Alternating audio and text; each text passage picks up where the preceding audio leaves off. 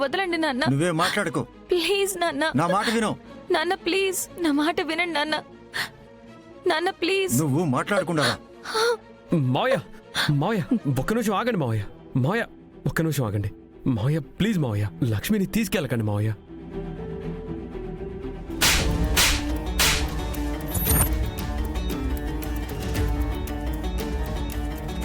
నాన్న నువ్వు నోరుమై.